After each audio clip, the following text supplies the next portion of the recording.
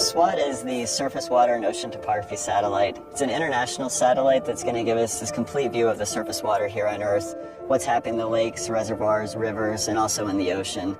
It'll tell us about how sea level is rising along coastlines and in the open ocean, and really give us a good understanding of how surface water is moving about the Earth.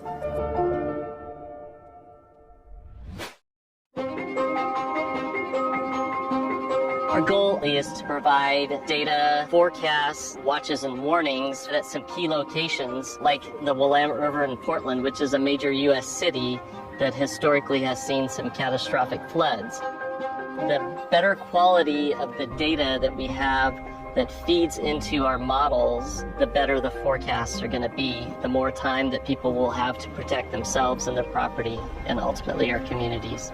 A tool like SWOT is going to help us with making these really difficult projections and predictions for the future. This is one of many reservoirs here in the Willamette Valley in Oregon. It is a human-made lake. It is a reservoir operated by the Army Corps of Engineers.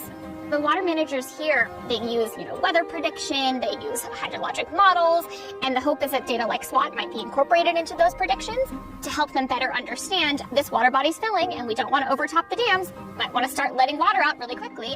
They have to make a lot of complicated decisions.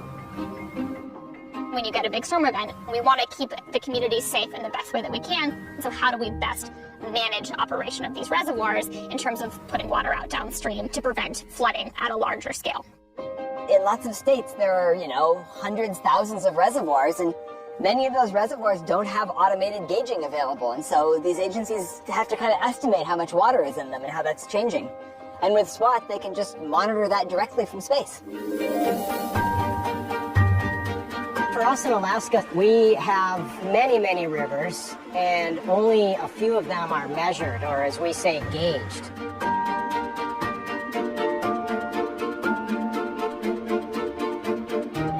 If we have data on when flooding is occurring or might occur, we can get crews out there to look at the bridge to make sure that the bridge and the associated roadway are still safe. If we can start collecting data on all rivers above a certain size remotely through satellites, it really opens up the amount of rivers that we can help understand what happens when they flood or how they flood. And that really improves our ability to manage our infrastructure and to design new infrastructure.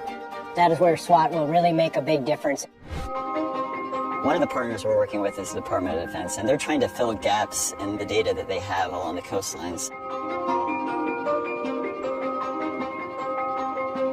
Our military is obviously very concerned about what's happening on global scales, and they have installations across the globe. So SWOT will potentially provide an opportunity to fill in some of those gaps, allow them to make the impact assessments that they need for sea level rise in their facilities. So trying to understand and give them the information they need to plan for and then potentially adapt to these changes is really critically important. Coastal wetlands like the Mississippi River Delta are extremely important because it acts as a buffer between us and the threatening ocean.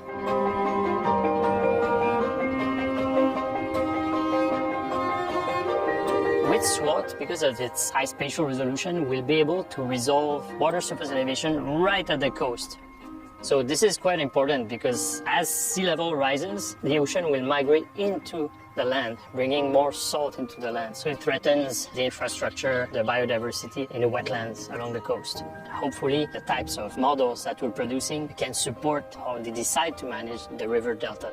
And SWOT on its own will allow us to upscale these types of studies to the world.